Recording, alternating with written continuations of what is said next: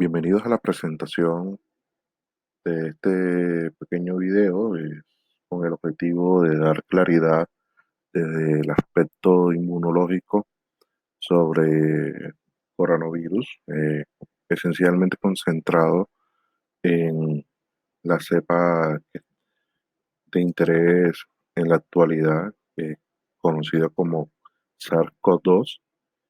Eh, este video también tiene como objetivo dar claridad sobre algunos elementos que se han dicho en un audio que está circulando en WhatsApp, donde la interpretante o la intérprete de este audio da a entender que la cepa que está actualmente causando las infecciones y la mortalidad asociada a ella de coronavirus ha sido producto de bioingeniería armamentística. Entonces, aquí vamos a dar unas luces, sin embargo, eh, voy a adelantarme a aclarar unas bases inmunológicas para poder dar una mejor explicación que puedan entender los no muy versados en esta área.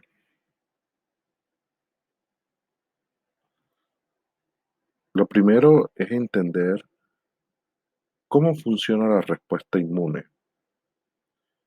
Algunos conceptos generales.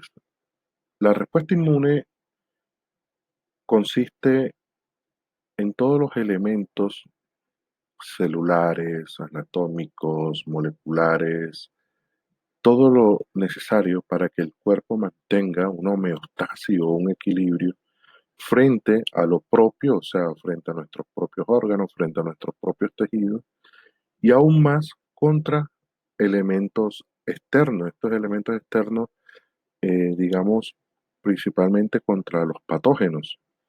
Entonces, esta respuesta inmune nosotros la hemos dividido en dos grandes grupos, una conocida como inmunidad humoral y otra conocida como inmunidad celular. No significa que no haya más maneras de estudiar el sistema inmune, solamente que son maneras de separar sus componentes y estudiarlos cada uno por su lado. Entonces, por la inmunidad humoral vamos a referirnos a todos los grupos de moléculas o sustancias que se necesitan para ejercer una respuesta inmune óptima. Entonces, entre esas moléculas tenemos los anticuerpos, otras moléculas conocidas como citoquinas que ayudan a la activación y la comunicación celular.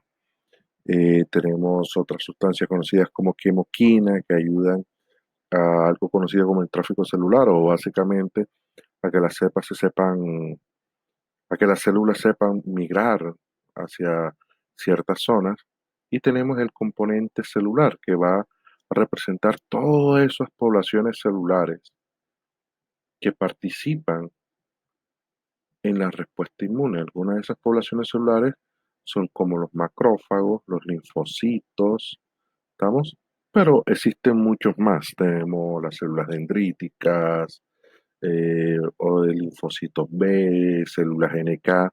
Pero básicamente el concepto que necesito dejarles es que la respuesta inmune tiene dos grandes componentes. Uno humoral, que compone todo lo molecular, todas moléculas que participan en la respuesta inmune, y una inmunidad celular que compone todo el componente celular.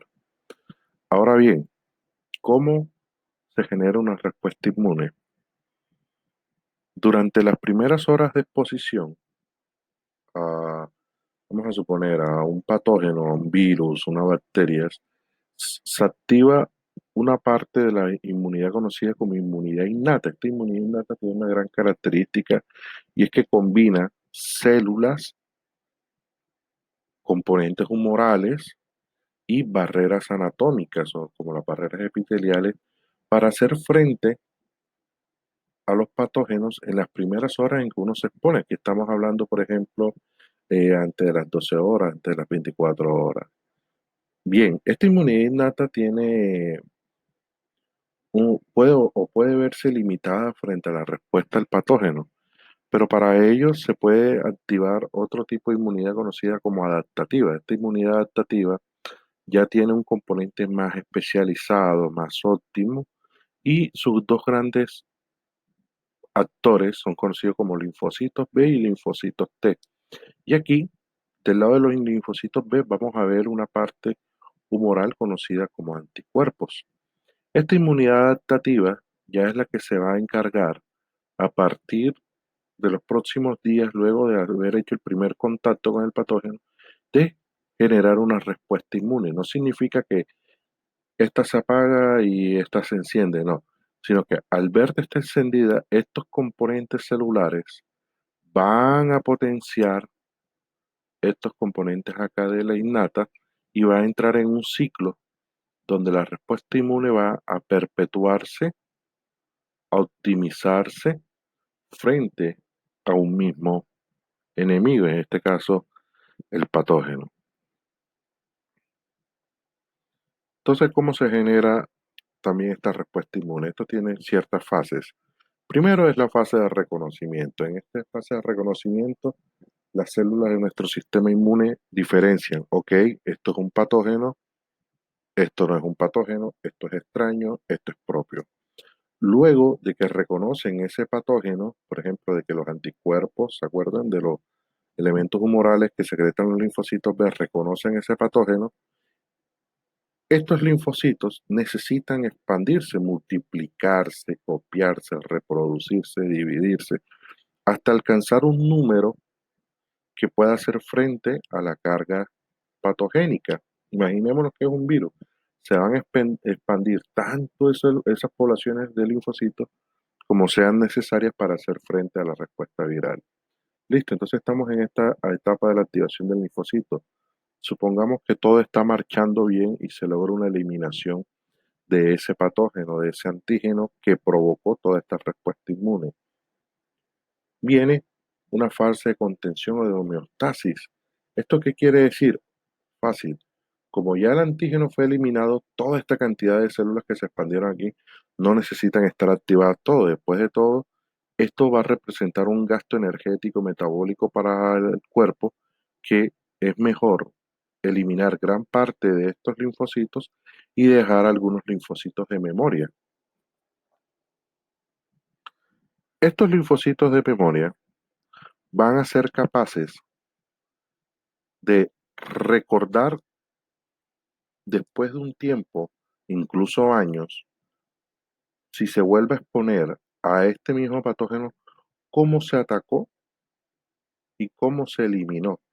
Entonces, este componente, vamos a llamarlo memoria inmunológica, va a recordar cómo se destruyó esto en un primer inicio y en un próximo evento se generará una respuesta mucho más rápida, mucho más efectiva. ¿Ok? Entonces, estas poblaciones de linfocitos, yo les decía, bueno, aquí tenemos la infección que si vemos, estos patógenos empiezan a multiplicarse, a crecer, alcanzan un pico máximo y así, paralelo a ese incremento, también se incrementan nuestras poblaciones de linfocitos. Recuerden que esto es ya inmunidad adaptativa, es una respuesta más especializada, más rápida, por decirlo así. Y a medida que va cayendo la carga viral, vamos a concentrarnos en el ejemplo del virus, también lo van haciendo las poblaciones de linfocitos porque ya no se necesitan tener tantos linfocitos activados.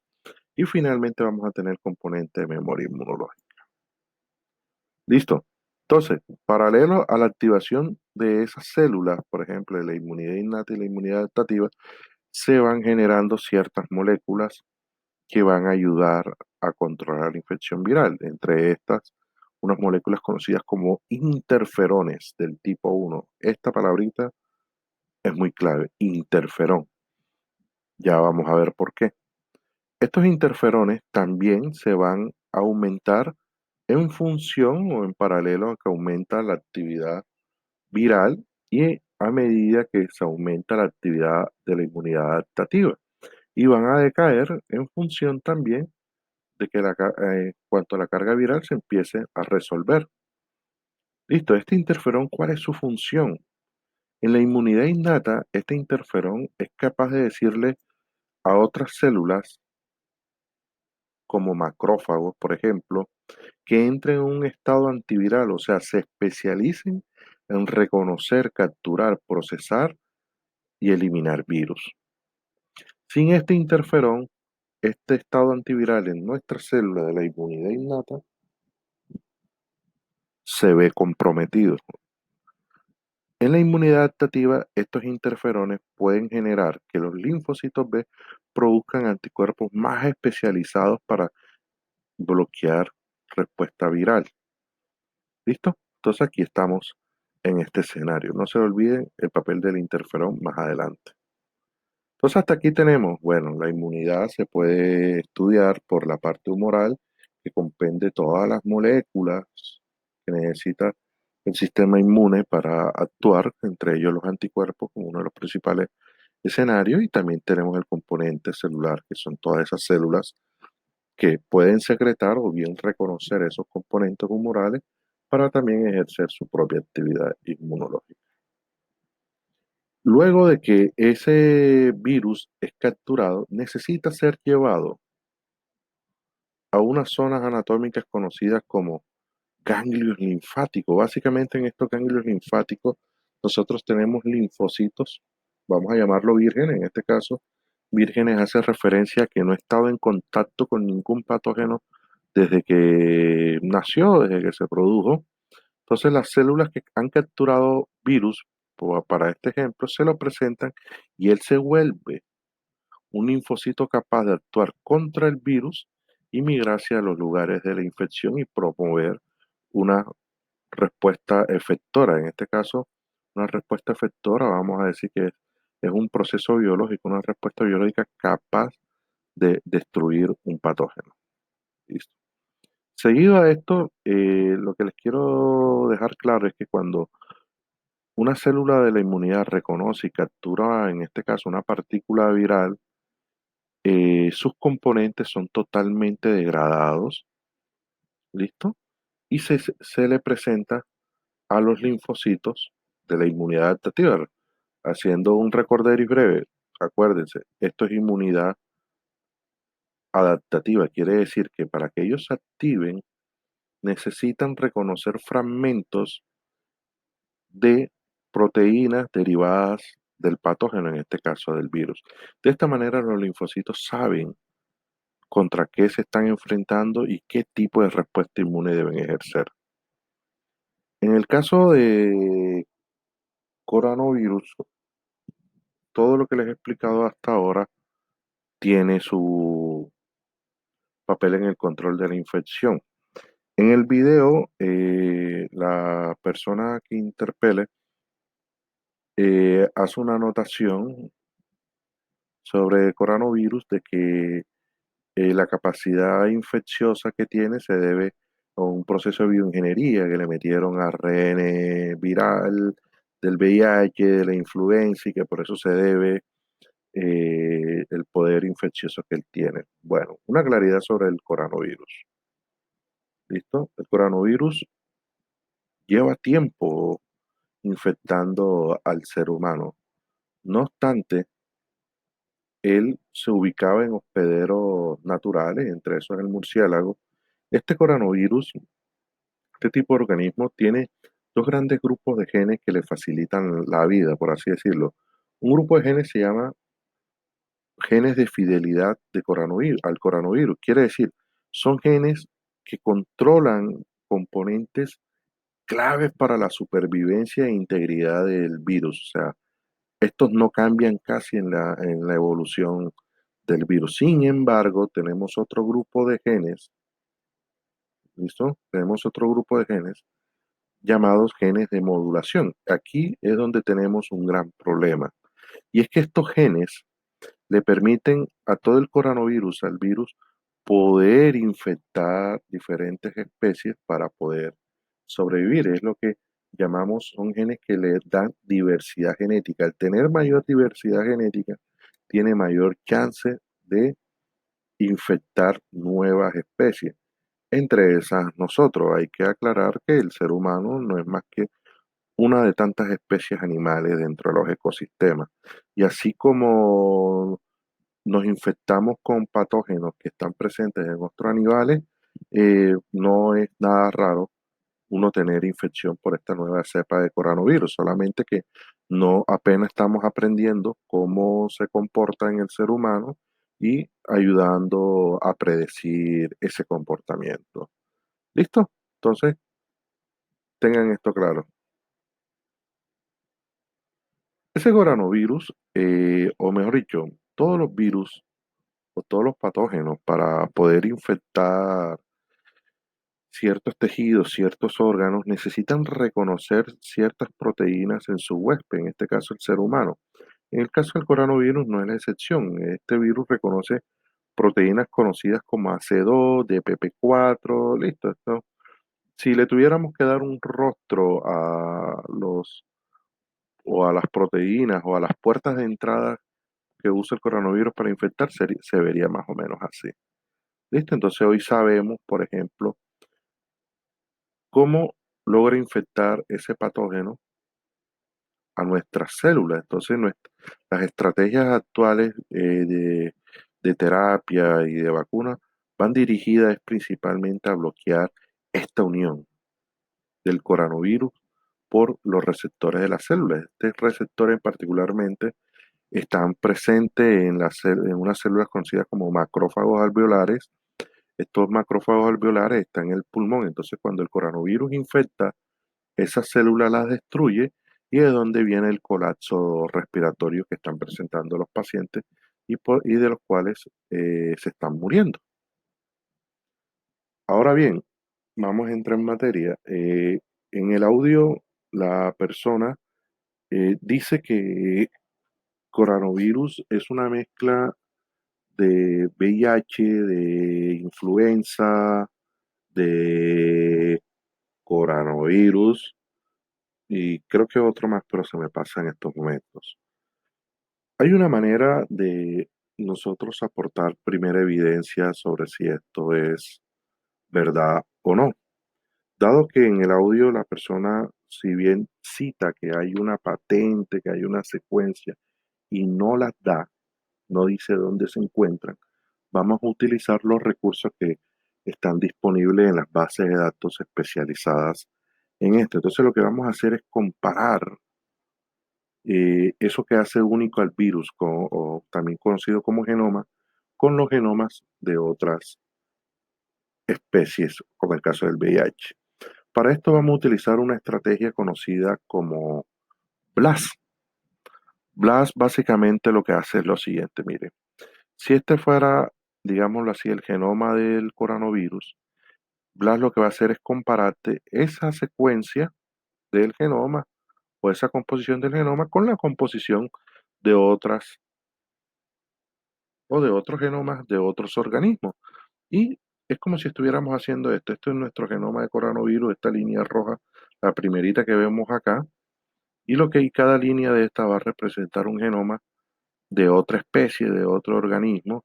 Y es lo que nos va a decir, bueno, mira, esta secuencia tuya que pusiste de blanco se parece tanto a esta secuencia, se parece tanto a esta, se parece tanto a esta. Eso es BLAST. Entonces él nos va a decir a qué se nos parece nuestra secuencia. Y de esta manera nosotros podemos conocer en qué regiones esas secuencias se parecen y poder inferir, ah, bueno, mira que se parece en esta región y esta, por ejemplo, esta primera línea es mi secuencia de coronavirus y en el caso de que lo que ella dice en el audio fuera verdad, significa que aquí se estaría comparando. Ah, bueno, mira, sí, tiene unas regiones parecidas al VIH. Entonces, básicamente, Blast nos va a permitir es eso, hacer un alineamiento entre muchas secuencias de muchos organismos y poder comparar así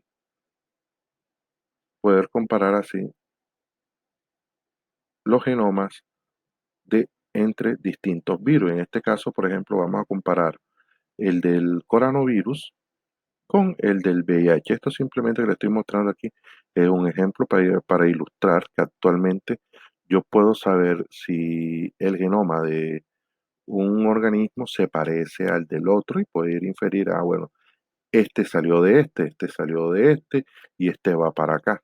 Eso se llama filogenia, poder establecer relaciones biológicas evolutivas y que nos ayuda a predecir más o menos el comportamiento de ese organismo, ¿ok?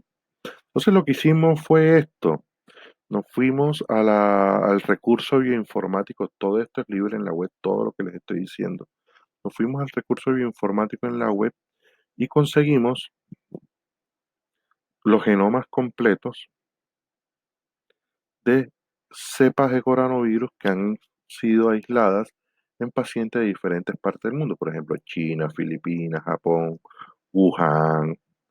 Entonces, esto permite hacer una comparación entre múltiples sitios y poder saber, por ejemplo, si la de Wuhan cambió respecto a la de Filipinas, si la de Japón ha variado respecto a la de Wuhan, ya que esos cambios que pudiésemos detectar podrían explicar la capacidad virulenta del virus. Listo.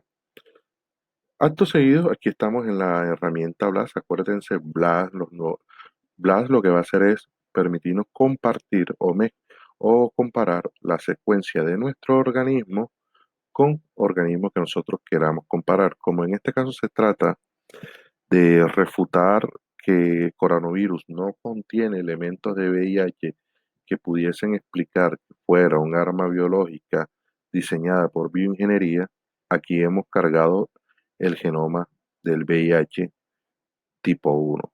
¿Listo? Vamos a hacer una comparación directa. Este código que ustedes ven aquí, MN908947, es el código de referencia de una cepa aislada en China. Cabe anotar que cada país puede aislar y secuenciar el genoma de las cepas que están infectando a su población y se pueden comparar con las de otros para ver qué tan distintas o iguales pueden ser y que incluso puede servir para probar la hipótesis que está planteando la persona en el audio. Listo, estamos acá, entonces ya montamos nuestro ejercicio y como ven nos arroja este resultado. Dice, no significant similarity found. Esto quiere decir que fue imposible encontrar regiones similares entre el genoma del coronavirus y el genoma del VIH. Con esto concluimos hasta ahora. La información disponible no permite concluir que el nuevo COV-2 sea producto de una ingeniería genética como lo cita el audio. Soy claro en esto. Debido a que la persona en el audio no presenta evidencia más allá de un argumento que puede construirse con una voz tenue y algo que grabe un audio, utilizamos la evidencia disponible y concluimos que no se encuentra. O sea, no es válida hasta ahora la hipótesis que plantea la persona. Bien, el segundo escenario por el cual la persona en el audio justifica que está basado en VIH es porque inmunosuprime al paciente. Entonces aquí vamos a hacer otro ejercicio. Vamos a ver si coronavirus en verdad suprime o no suprime de manera natural a sus hospedadores. Entonces, para esto vamos a conocer un poco de la integridad de coronavirus. Bueno, vamos a entender, coronavirus es un organismo que está ensamblado con proteínas. Imagínense que cada proteína es una ficha de Lego, ¿listo? Y que juntas entre sí forman esta estructura, como se ve en esta fotografía electrónica que están viendo aquí. Listo. Entonces, nuestro objetivo de estudio es esta proteína que es llamada proteína M o glicoproteína. Bien, si nosotros viéramos ese genoma de coronavirus, veríamos como si fuera un cordón, una hebra, y que aquí en esta hebra están organizados los genes que codifican para esta proteína, para esta proteína, esta proteína, esta otra proteína. ¿Listo? Vamos a suponer, vamos a ver, vamos a suponer que se ve así. Listo. Cuando nosotros analizamos el proteoma, o sea, o el conjunto de proteínas que componen a coronavirus, o como le llaman anteriormente esas fichitas de Lego, nos vemos que coronavirus está integrada por proteínas de diferentes tipos. Por ejemplo, proteínas tipo papaína. Esta proteína dice, bueno, mira, está responsable para el clivaje de la poliproteína replicasa. O sea, quiere decir, esta es una proteína que ayuda a que el virus se replique. Listo, acá tenemos una proteína conocida como NCP1 o inhibidor de la traducción del hospedador. Quiere decir, coronavirus va a evitar que el huésped utilice su ribosoma, o sea, su maquinaria metabólica para obtener proteína para él poderla usar. Listo, y así sucesivamente vemos más fichitas de Lego, más proteínas que encajan a coronavirus. ¿Vale? Entonces vemos acá una helicasa, una guanina N7-metiltraferasa que se encarga de proteger el ARN viral, ¿listo? Y la proteína Spike, esta proteína, por ejemplo, es la que se encarga de reconocer las proteínas o las puertas de entrada en las células de nosotros y la utiliza el virus para anclarse e infectar. ¿Listo? Tenemos otras proteínas acá, nucleoproteína o RF10. Entonces, como ven, básicamente coronavirus o los virus son proteínas que funcionan como fichas de Lego que al ensamblarse forman una estructura que es capaz de unirse a otras células, infectarlas y multiplicarse. ¿Qué? Es básicamente esto, el virus entra, listo, roba los ribosomas o la maquinaria sintética de la célula hospedadora, ensambla sus fichas de Lego, él se ensambla, luego rompe esa membrana celular. Al romper esa membrana celular, pues daña la célula, en este caso la célula del pulmón, y a eso, como le expliqué anteriormente, se debe el colapso de los pacientes y esta partícula viral pues se va a multiplicar en muchas más partículas virales. Pero entonces, un argumento para refutar hasta ahora uno de los planteamientos del audio, que como el coronavirus inmunosuprime, eso es evidencia de que tiene genoma de VIH. Miren, muchos patógenos, para no ser destruidos por el sistema inmune, utilizan algo que se llama mecanismo de evasión de la respuesta inmunológica. Esto básicamente va a evitar ser destruido. Esto está presente en muchos patógenos, desde Ascaris, por ejemplo, que inmunomodula o reduce la respuesta inmune del paciente para que no ser destruido. Aquí vemos, esto es un artículo original del 2014, tampoco es que sea muy viejo,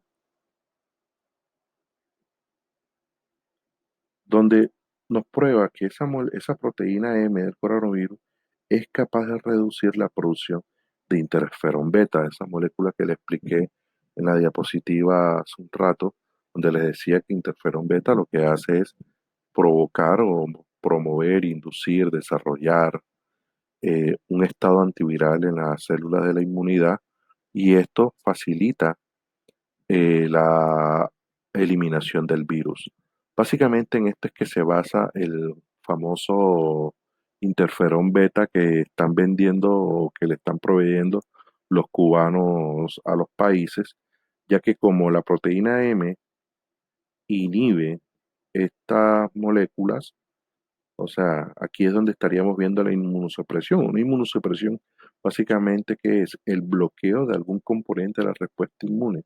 ¿Y qué componente se estaría bloqueando aquí? Pues el interferón, la producción de interferones alfa y beta, que en caso normal potenciarían los macrófagos y estos macrófagos ayudarían a la eliminación del coronavirus. Entonces, al suplir eh, con este interferón 2 beta recombinante, lo que se estaría haciendo es reemplazar lo que elimina o lo que logra neutralizar el virus en el hospedero. Entonces, en conclusión, la premisa que utiliza la persona en el audio para suponer que está basado en VIH es falsa, ya que la inmunosupresión es una característica natural del coronavirus como parte de sus mecanismos de evasión de la respuesta inmune.